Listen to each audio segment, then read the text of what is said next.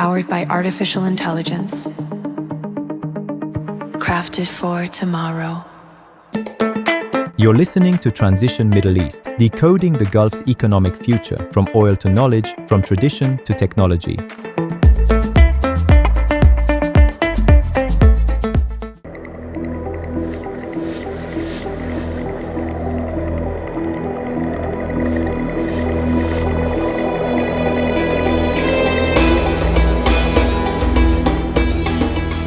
Welcome to InfoBroker World. I'm Omar Nasser, speaking to you from Dubai. Today, we are looking at one of the most ambitious urban development projects in the Gulf, New Murabba in Riyadh. This is a new downtown originally communicated at around 19 square kilometers, with more than 25 million square meters of planned floor space, around 104,000 residential units, up to 10,000 hotel rooms, and nearly 1 million square meters of retail. At its center stands one of the most extraordinary architectural concepts ever proposed, the Mukaab, a cube measuring 400 meters in height, width, and length. But New Murabba is about far more than architecture. It is about Saudi Arabia's attempt to transform Riyadh into a larger, denser, and more globally competitive economic center. And by 2026, it has also become a story about capital discipline, project phasing, and the economics of giga projects.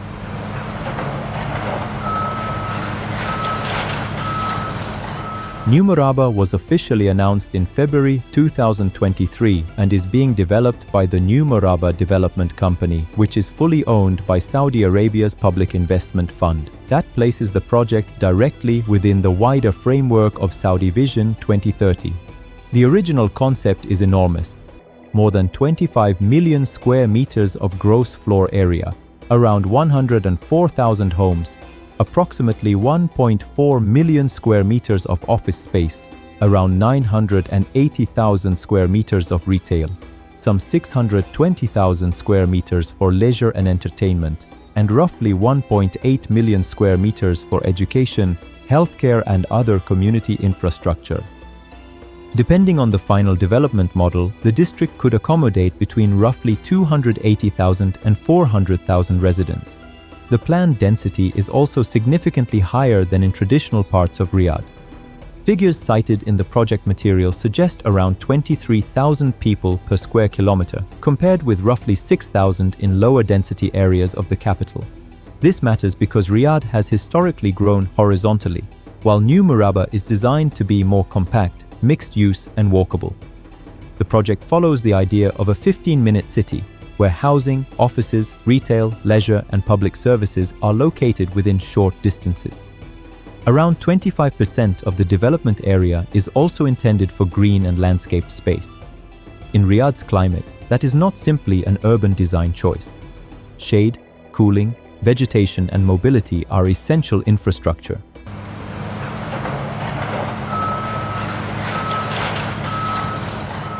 The architectural centerpiece is the Mukaab, and this is where New Murabba moves from major development into engineering superlative. Its proposed dimensions are 400 meters by 400 meters by 400 meters, creating a theoretical volume of 64 million cubic meters, with around 2 million square meters of internal floor space. Project comparisons suggest that the structure could contain the volume of the Empire State Building around 20 times. Inside, the concept includes a spiral tower surrounded by a vast immersive digital environment using artificial intelligence, projection, and holographic technologies. But this scale also creates extraordinary engineering demands. Estimates referenced in the project analysis suggest that the structural system could require around 1 million tons of steel. Cooling such a massive enclosed space in Riyadh, where summer temperatures can exceed 40 degrees Celsius, could require peak cooling capacity in the range of 200 to 300 megawatts. That is where the project becomes economically interesting, because every spectacular architectural idea creates long-term operating costs. Steel, energy, cooling, digital infrastructure, and maintenance all become part of the equation. The central question is therefore not simply whether the Mukaab can be built, but whether it can be built and operated at a cost that makes economic sense over decades.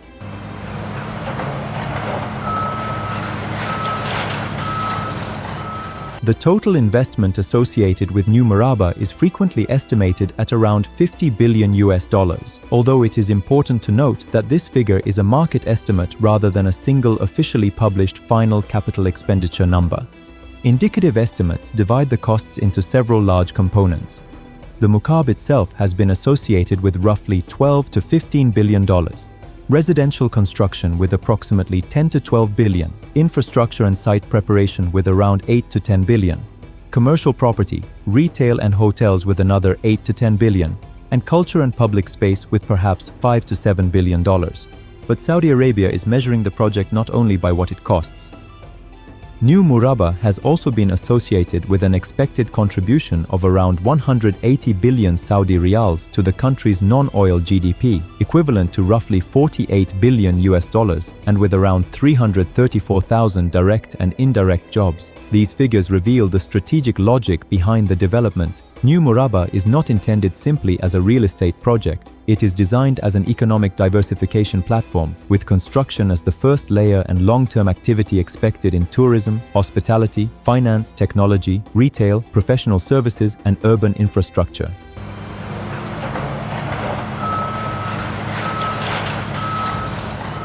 There is also a strong international dimension, although the distinction between ownership and participation is important. The ownership remains Saudi through the Public Investment Fund, but the project supply chain is global. Companies connected with planning, engineering, technology, and delivery include Parsons, Jacobs, AECOM, and Atkins Realis. South Korean firms such as Naver Cloud and Hirim have been linked to technology and design activities, while US-based Falcon's Creative Group has been involved in immersive entertainment concepts. Chinese and regional construction companies have also appeared in contracting and procurement activities. This is a model we increasingly see across Gulf Giga projects. Domestic sovereign capital combined with international expertise, technology, and contractor networks. For Saudi Arabia, this creates access to specialist capabilities. For global companies, it creates access to one of the world's largest urban investment programs.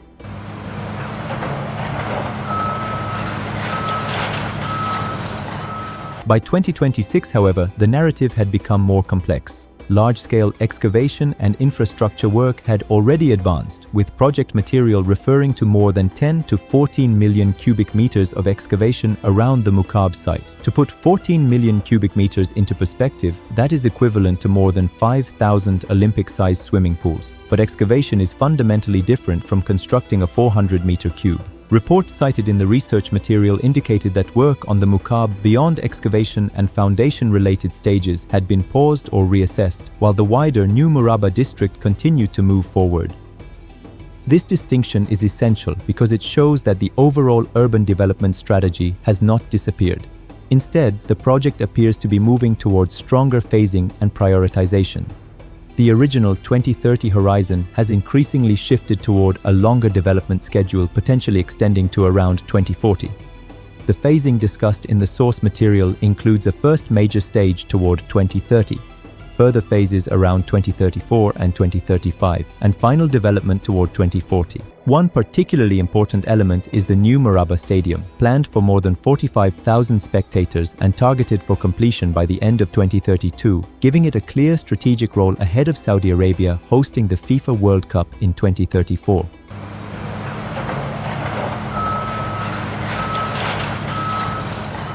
This is where New Murabba becomes particularly interesting from an economic perspective. Saudi Arabia is gradually moving from announcing spectacular projects to asking harder questions about sequencing, returns, and capital allocation. Which assets generate revenue first? Which infrastructure is essential? Where can private capital participate? Which components improve Riyadh's competitiveness most effectively? And which architectural elements justify their cost? A city is not successful simply because it has been built. Around 104,000 homes require residents, 1.4 million square meters of offices require companies, almost 1 million square meters of retail require consumers, up to 10,000 hotel rooms require visitors, and a 45,000-seat stadium requires a continuous program of events. The real measures of success will therefore be occupancy, rents, office absorption, tourism flows, employment, private investment, and productivity. This is where New Murabba will ultimately be tested, not in the renderings, but in the economics of daily urban life.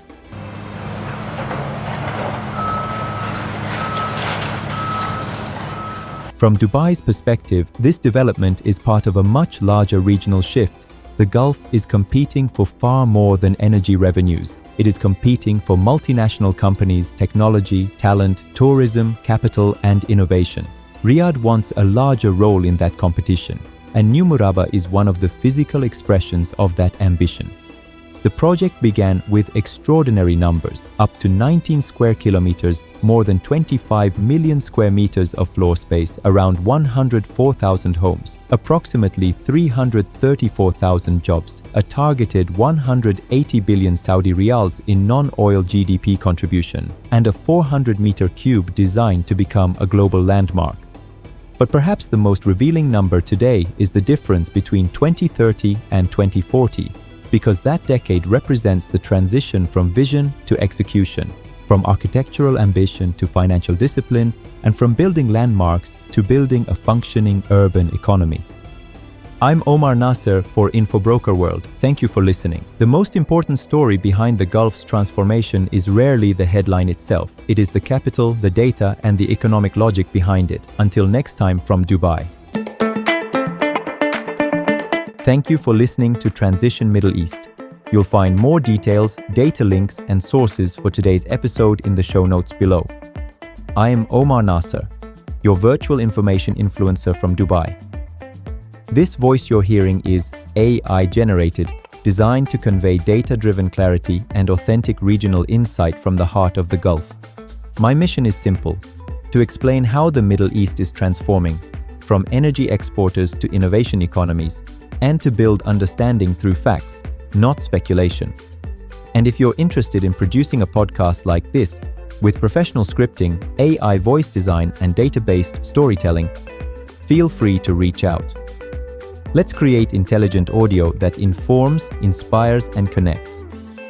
Until next time, stay informed, stay inspired, and keep your focus on the future.